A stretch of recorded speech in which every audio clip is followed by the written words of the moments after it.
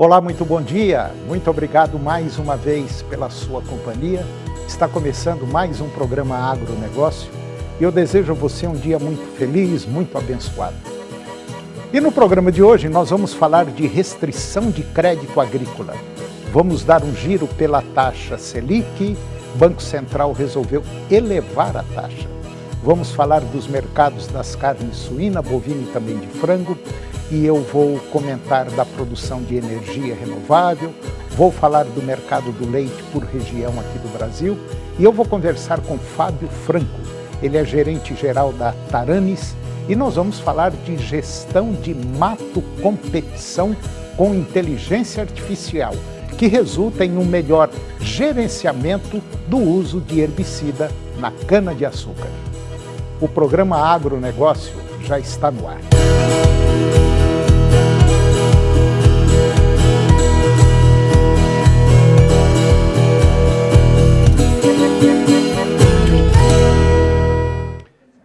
Eu começo o programa de hoje falando de restrição de crédito agrícola.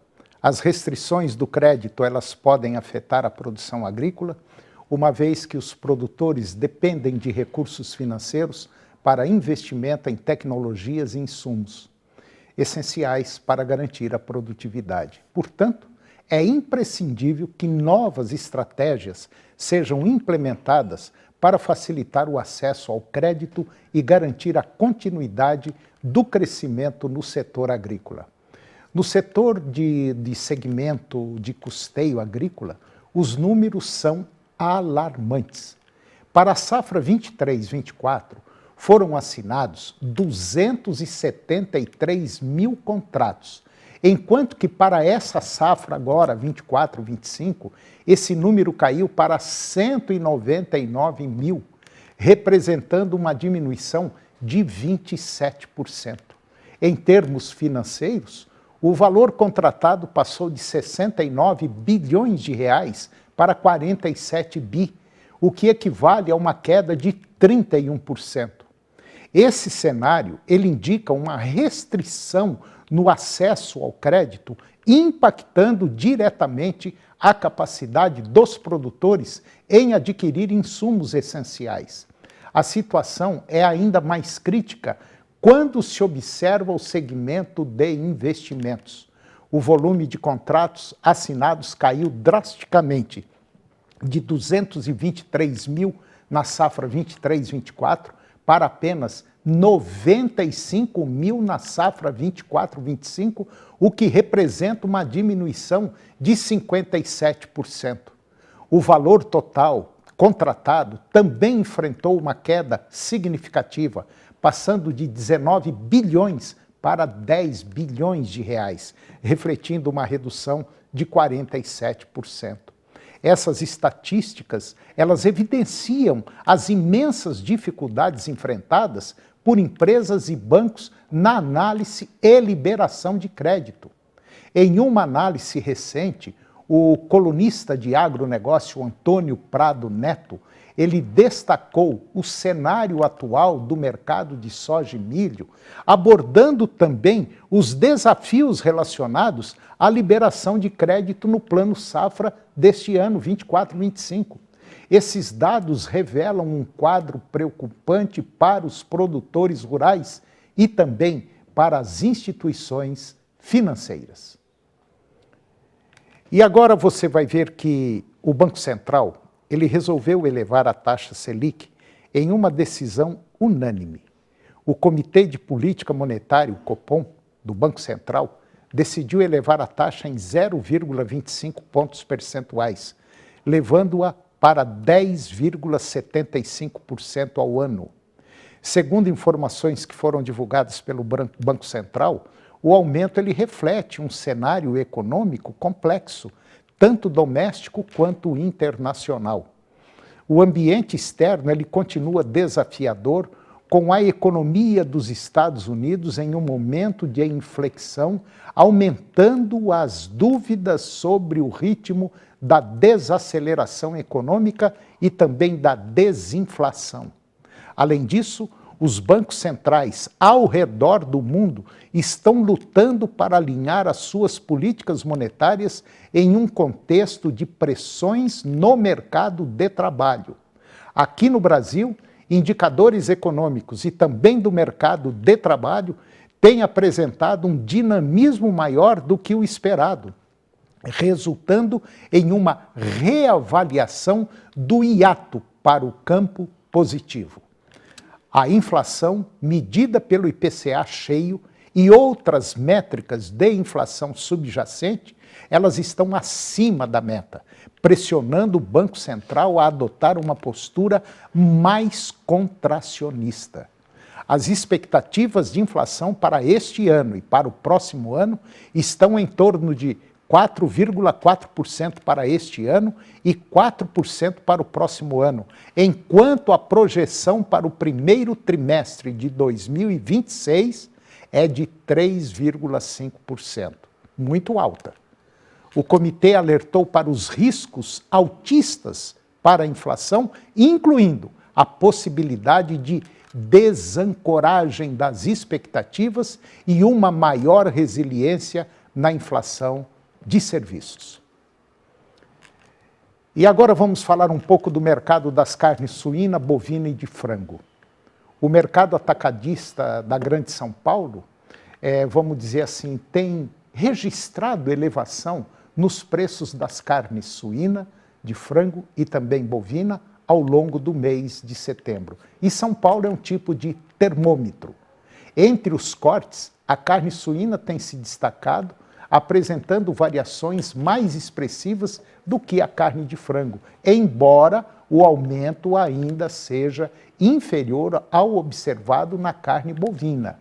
Segundo informações do CPEA, que é o Centro de Estudos Avançados em Economia Aplicada, esse cenário ele favorece a competitividade da carne suína em relação à carne bovina, que se tornou menos acessível para o consumidor.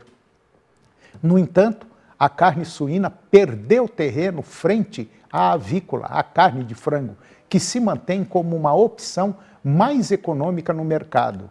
A oscilação nos preços reflete a dinâmica de oferta e demanda que vem pressionando o mercado.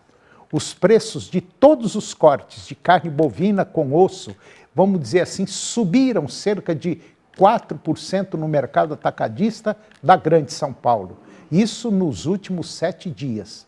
Os movimentos de alta colocou a carcaça bovina do boi gordo, que inclui o traseiro, dianteiro e também a ponta de agulha, no maior patamar nominal deste ano, segundo dados informados pelo CPEA. Além da oferta reduzida por parte dos frigoríficos, o aquecimento do consumo foi outro fator determinante para essa valorização. Indicadores macroeconômicos, como a redução do desemprego e o aumento da massa salarial, têm sustentado esse comportamento positivo no mercado de carne.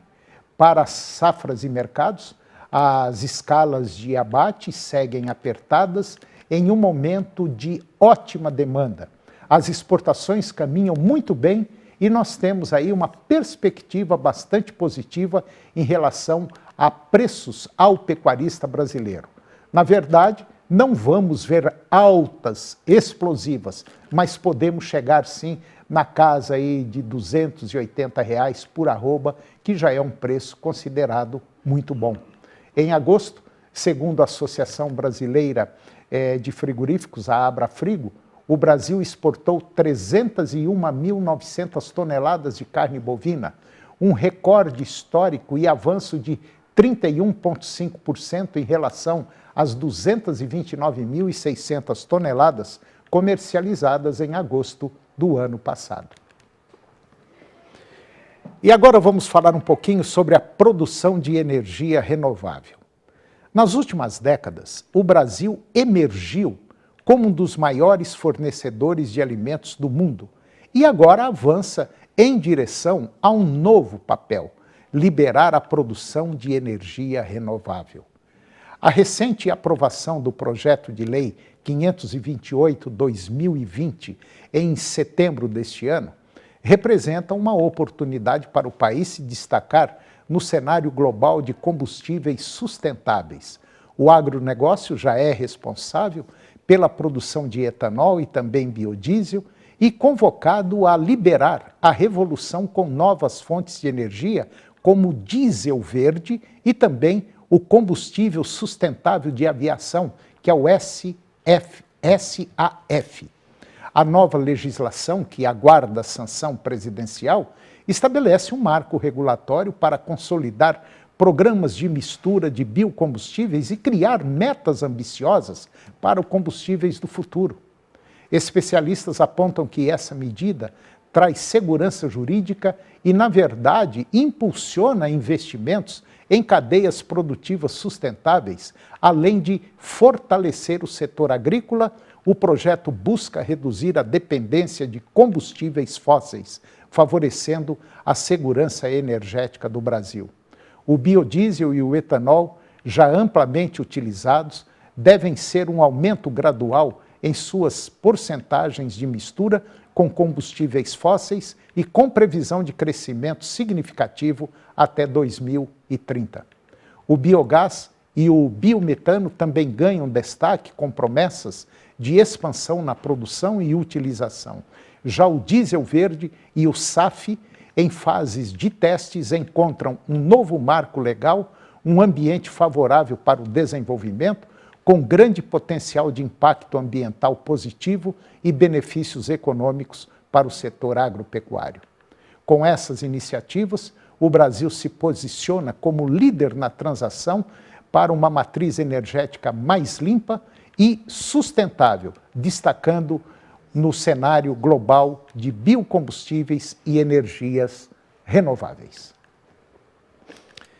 E agora vamos dar um giro aí pelo mercado do leite por região aqui no nosso Brasil. O Instituto Brasileiro de Geografia e Estatística, o IBGE, divulgou uma pesquisa, a Pecuária Municipal, PPM, trazendo dados de produção total brasileira no ano de 2023, com uma produção de 35,4 bilhões de litros de leite no último ano. A produção passou por um avanço de 2,4% em relação ao produzido no ano anterior.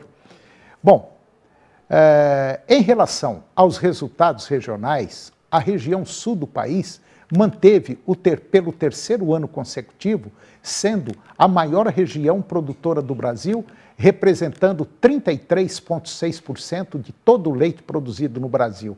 Porém, a diferença com a região sudeste se manteve ainda pequena, com o sudeste representando aproximadamente 33% da produção nacional de leite. Ambas as regiões apresentaram crescimentos anuais em suas produções, com a região sul avançando 1,8% e o sudeste 0,6%. A região nordeste, ela obteve o maior crescimento percentual de 10,7%, sendo a região destaque dos resultados, atingindo a sua maior produção anual o ano passado. E com mais de 6,2 bilhões de litros de leite produzidos, se mantendo como a terceira colocada entre as regiões brasileiras. Já o Centro-Oeste e o Norte apresentaram sutis recuos em suas produções, de 0,9% para o Centro-Oeste e de 0,7% para a região Norte, diminuindo as suas participações dentro da produção brasileira total. Sobre a produção estadual, Minas Gerais seguiu sendo o maior estado produtor de leite, com uma produção em torno de 9,4 bilhões de litros no último ano, representando cerca de 26,6% da produção brasileira, como a gente pode observar. Já no segundo lugar, se manteve o estado do Paraná, que passou por um crescimento em sua produção de 2,2% e 4,5 bilhões de litros produzidos no ano passado. O Rio Grande do Sul na terceira posição, entre os estados, os maiores estados produtores de leite, com 4 bilhões e 100 milhões de litros, 1% acima da produção anterior. E depois do intervalo nós vamos falar da transação comercial bancária e eu vou conversar com Fábio Franco, gerente-geral da Taranis, e nós vamos falar de gestão de mato competição com inteligência artificial que resulta em melhor gerenciamento do uso de herbicida na cana-de-açúcar. Nós voltamos já, é um minuto só.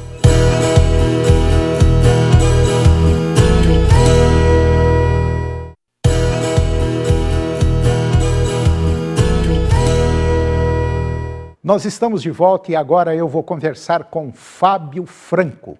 O Fábio, ele é gerente-geral da Taranis e nós vamos falar de gestão de mato competição com inteligência artificial. E essa inteligência artificial, ela resulta em um melhor gerenciamento do uso de herbicidas na cana-de-açúcar. Fábio Franco, muito bom dia, muito obrigado pela sua presença. É um prazer tê-lo aqui no nosso programa, tudo bem? Bom dia, tudo bem? O prazer é nosso de estar presente aqui no seu programa, aqui na TV Serra Dourada.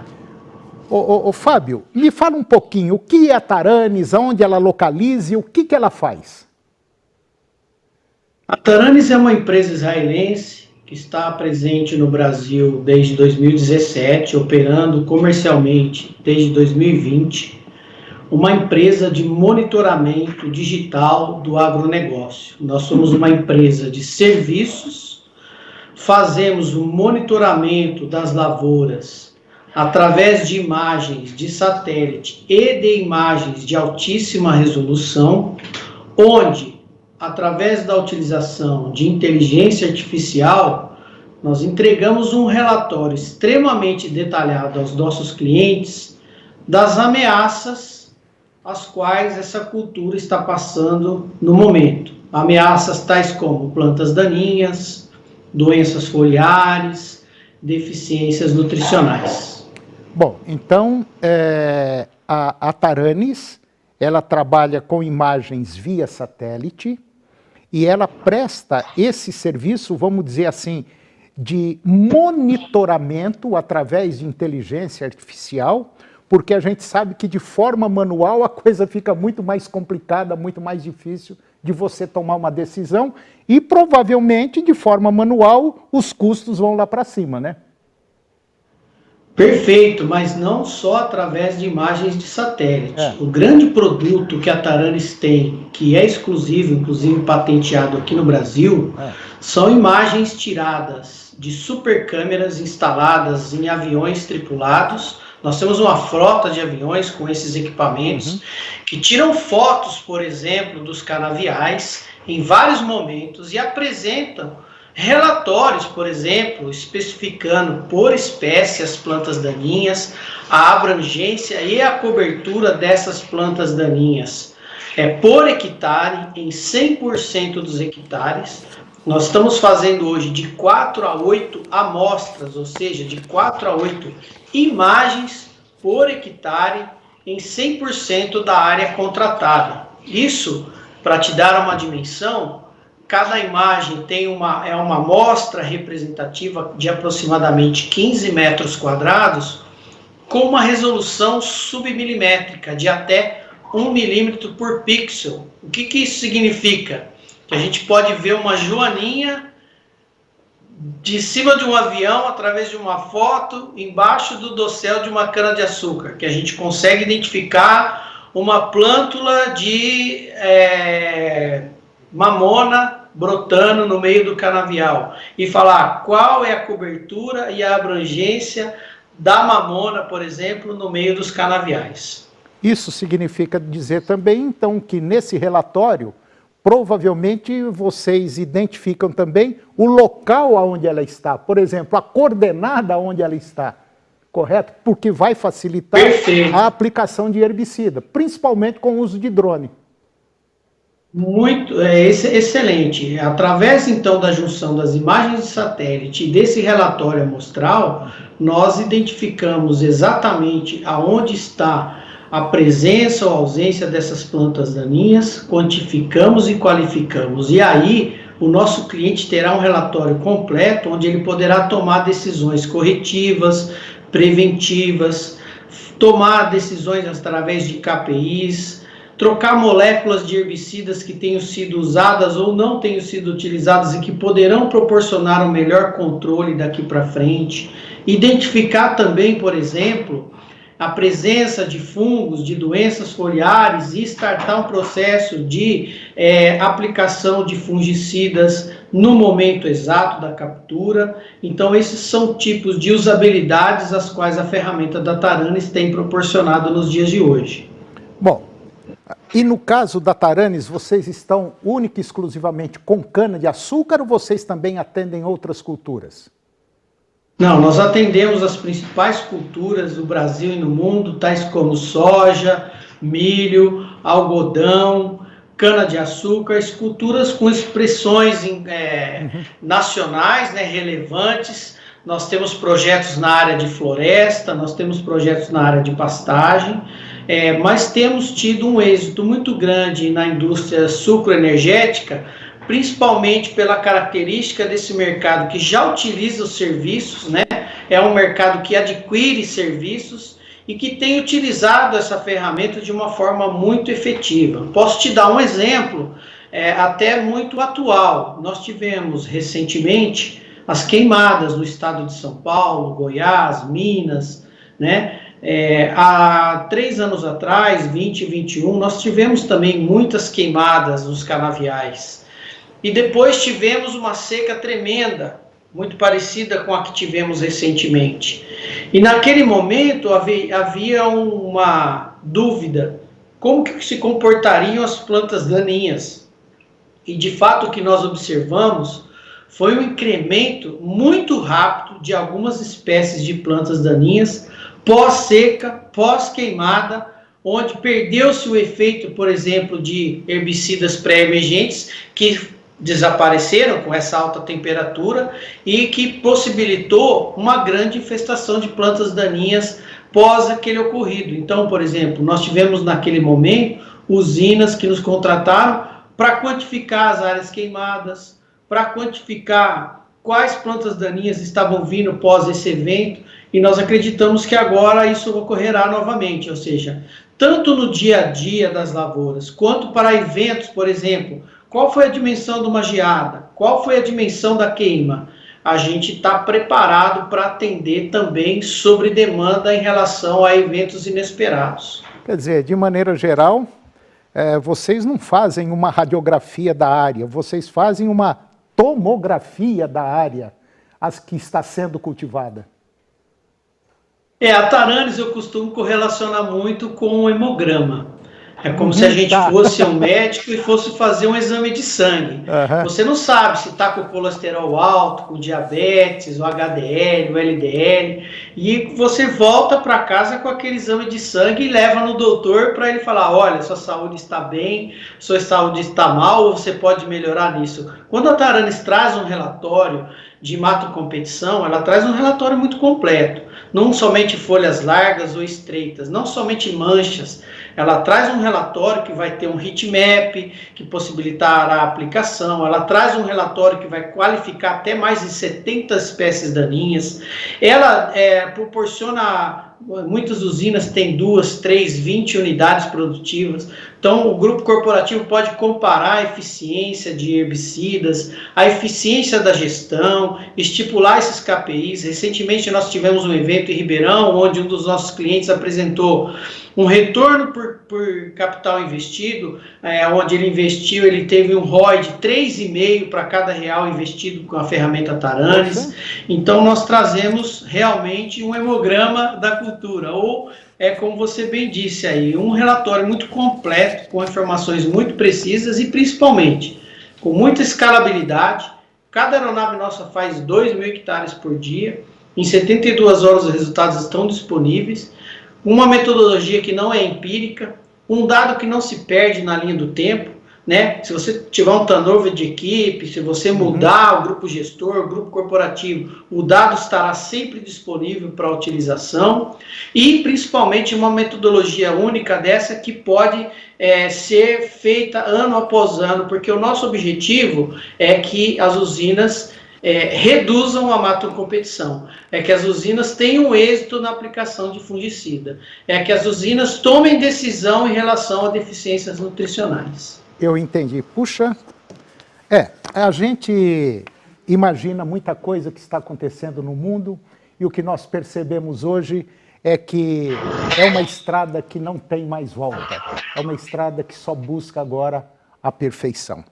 Bom, você que está nos acompanhando, se você trabalha com cana-de-açúcar, com soja, com milho, enfim, as principais culturas, eu acho que você deve, pelo menos, bater um papo com o pessoal da Taranis, que através da inteligência artificial, muita coisa pode ser resolvida e que às vezes você está perdendo até um determinado tempo para solucionar o seu problema de produção e produtividade aí na sua propriedade. Acesse o site www.taranisbrasil.com www.taranisbrasil.com. Eu conversei com Fábio Franco, gerente-geral da Taranis, e nós falamos de um tema de ponta, excelente. Fábio, muito obrigado, mas muito obrigado mesmo pela sua participação, pela sua presença, e eu gostaria de, dentro de um futuro muito próximo, tê-lo aqui novamente para a gente bater um papo mais a miúde sobre essa tecnologia. Muito obrigado, Fábio.